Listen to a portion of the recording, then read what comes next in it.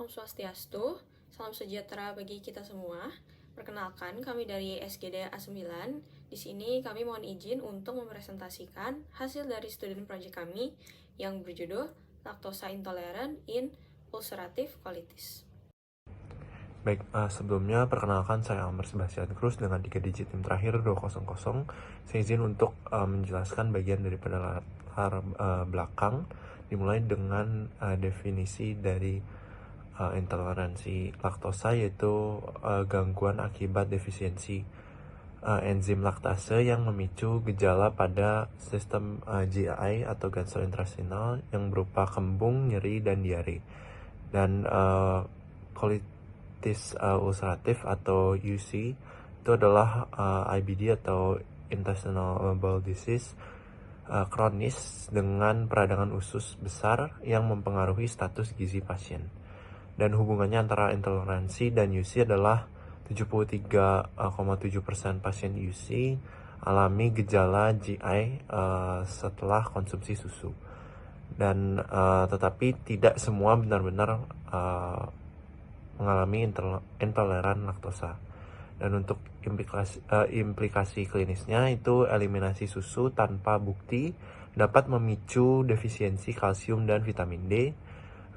Untuk solusinya itu evaluasi individual dan penyesuaian diet berbasis gejala sangat penting untuk menjaga status gizi dan mengurangi gejala. Mungkin sekian dari saya, selanjutnya akan dilanjutkan oleh teman saya. Terima kasih. Baik, sebelumnya perkenalkan, saya Kamal Yudhirani dengan 3 digit akhir 069. Di sini saya akan menjelaskan terkait dengan rumusan masalah, tujuan penulisan, dan juga manfaat penulisan.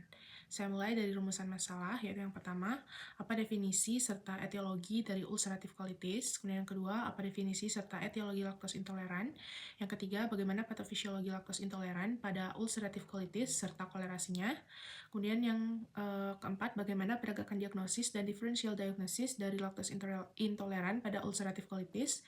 Dan yang kelima atau terakhir itu bagaimana penata laksanaan dari laktos intoleran pada ulcerative colitis. Baik, untuk selanjutnya yaitu tujuan penulisan, yaitu yang pertama untuk mengetahui definisi serta etiologi dari ulcerative colitis, yang kedua untuk mengetahui definisi serta etiologi dari laktos intoleran, kemudian yang ketiga untuk mengetahui bagaimana patofisiologi laktos intoleran pada ulcerative colitis serta kolerasinya. Yang keempat, untuk mengetahui penegakan diagnosis dan differential diagnosis dari laktos intoleran pada ulcerative colitis. Dan yang kelima dan terakhir itu untuk mengetahui penata laksanaan dari laktos intoleran pada ulcerative colitis. Baik, selanjutnya untuk manfaat penulisan. Yang pertama, mahasiswa dapat mengetahui definisi serta etiologi dari ulcerative colitis. Yang kedua, mahasiswa dapat mengetahui definisi serta etiologi dari laktos intoleran. Yang ketiga, mahasiswa dapat mengetahui bagaimana patofisiologi laktos intoleran pada ulcerative colitis serta kolerasinya.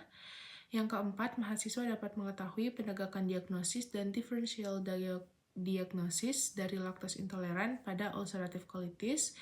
Dan yang kelima atau terakhir itu mahasiswa dapat mengetahui penata laksanaan dari laktos intoleran pada ulcerative colitis. Perkenalkan, saya Tenel Shito dengan 3 digit akhir 147, izin untuk menjelaskan terkait definisi dan etiologi dari ulcerative colitis.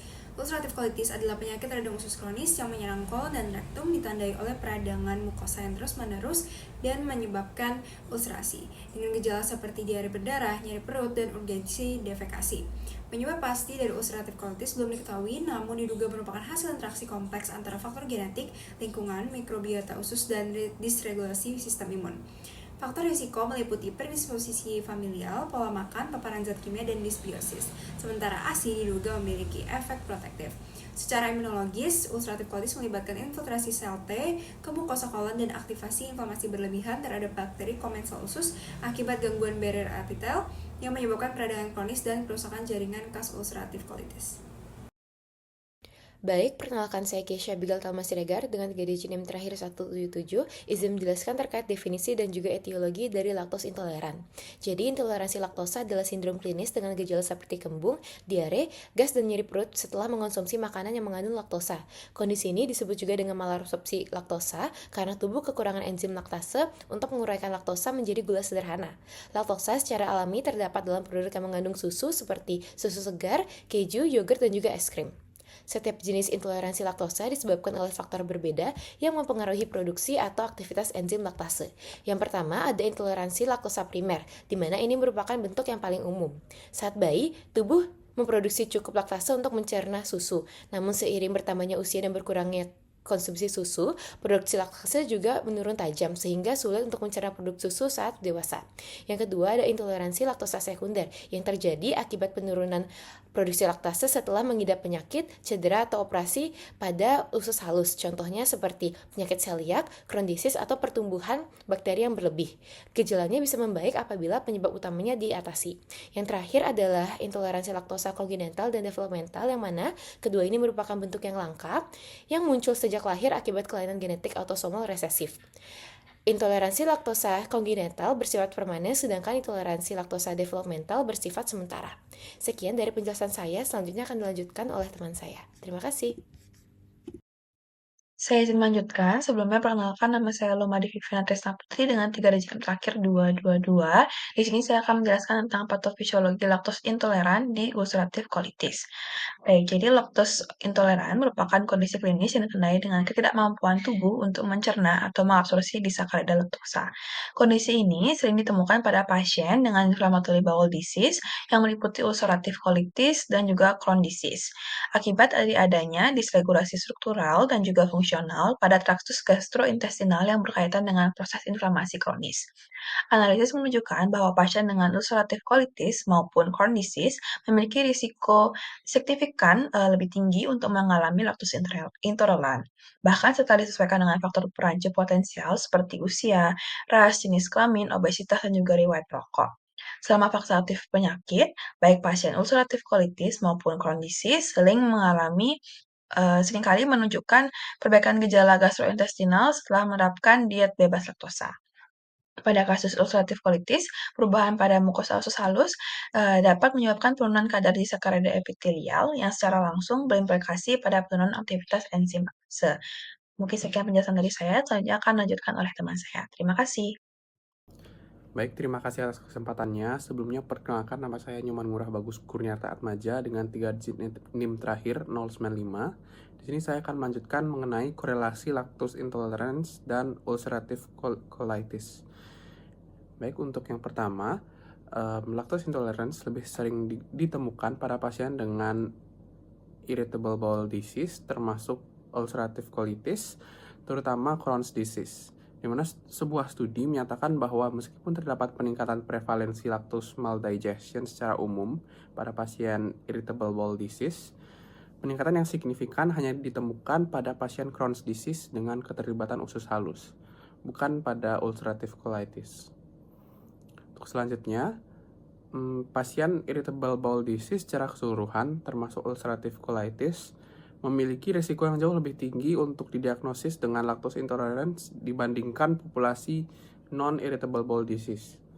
Studi tersebut menunjukkan bahwa pasien dengan irritable bowel disease 2,7 kali lebih mungkin memiliki diagnosis lactose intolerance dibanding populasi umum.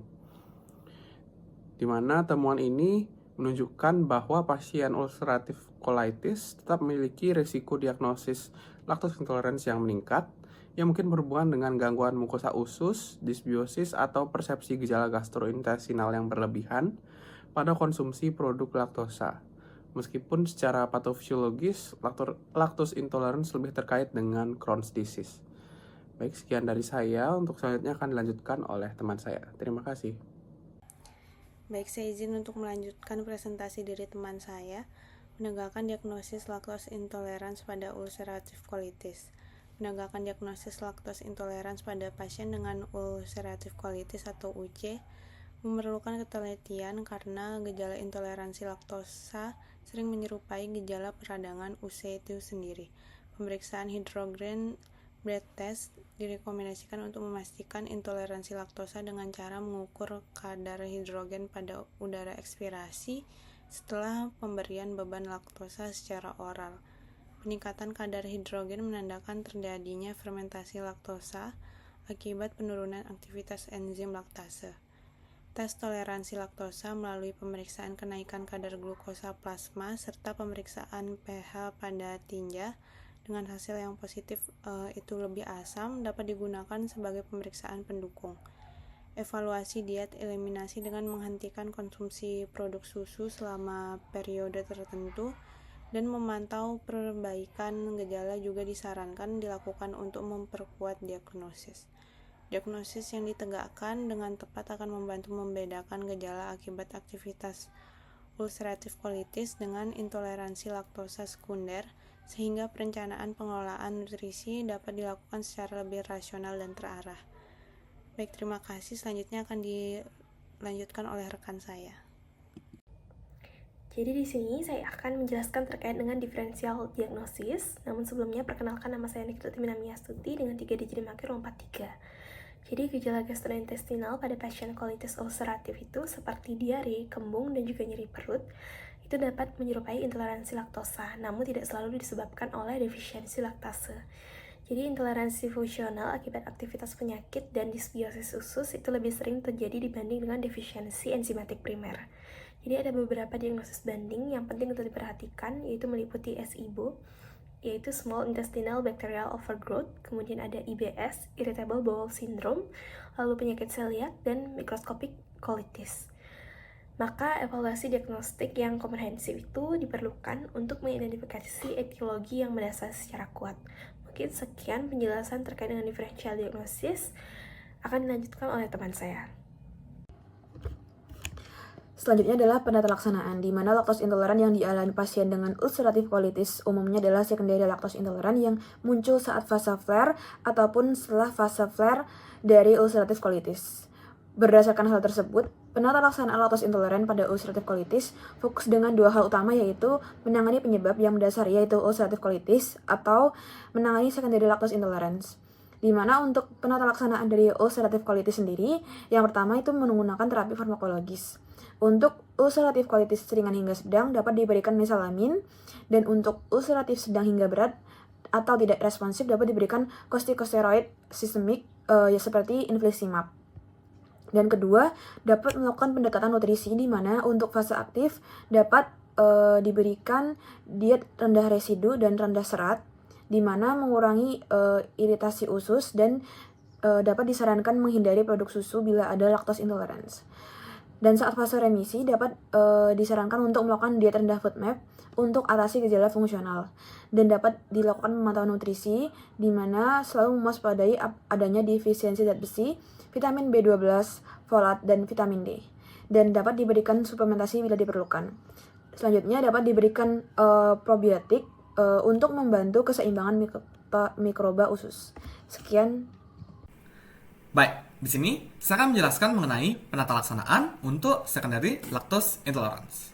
Jadi, seperti yang kita ketahui, selain menangani penyakit dasarnya, yaitu ulcerative colitis, dalam penanganan lactose intolerance pada ulcerative colitis, kita juga perlu menangani lactose intolerance-nya. Dan salah satu modalitas dari penata laksanaan lactose intolerance adalah modifikasi diet. Jadi, ketika terdapat gejala, pasien dapat membatasi konsumsi laktosa dalam dietnya dengan menghindari produk yang mengandung laktosa untuk mengurangi gejala yang dialami. Beberapa produk yang mengandung laktosa dan sebaiknya dihindari, contohnya adalah susu, keju, mentega, whey, es krim, dan produk dairy lainnya yang mengandung susu. Dan oleh karena limitasi konsumsi produk susu, penting bagi pasien untuk tetap mendapatkan suplementasi kalsium dan vitamin D untuk mencegah defisiensi kalsium. Selain itu, konsumsi probiotik juga ditemukan memiliki manfaat dalam mengurangi gejala pasien. Dan bila perlu, pasien juga dapat diberikan suplemen laktase yang dapat membantu tubuhnya dalam mencerna laktosa dalam susu ataupun produk yang mengandung laktosa lainnya bila pasien ingin tetap mengonsumsi makanan tersebut. Baik, itu sekian dari saya. Berikutnya akan dilanjutkan oleh rekan saya. Baik, selanjutnya perkenalkan, saya Nika Devitria Parahita dengan 3 digit NIM terakhir 019. Izin untuk melanjutkan, yakni mengenai bab ketiga. Yang pertama, kesimpulan. Intoleransi laktosa sering terjadi sebagai kondisi sekunder pada pasien, terutama saat fase aktif akibat kerusakan mukosa usus halus yang menurunkan aktivitas enzim laktase. Namun, tidak semua keluhan gastrointestinal pada pasien UC disebabkan oleh LI sejati, sehingga penting dilakukan diagnosis yang tepat seperti hydrogen breath test atau HBT, atau sering disebut juga uji eliminasi. Penata laksanaan harus disesuaikan secara individual dengan fokus utama pada kontrol inflamasi dan pengelolaan diet berdasarkan hasil diagnosis, bukan hanya gejala. Penghindaran laktosa total tidak selalu diperlukan dan berisiko menimbulkan kekurangan nutrisi penting. Maka dari itu akan diberikan saran, yakni berdasarkan klinisi, lakukan evaluasi LI secara individual dan berbasis bukti.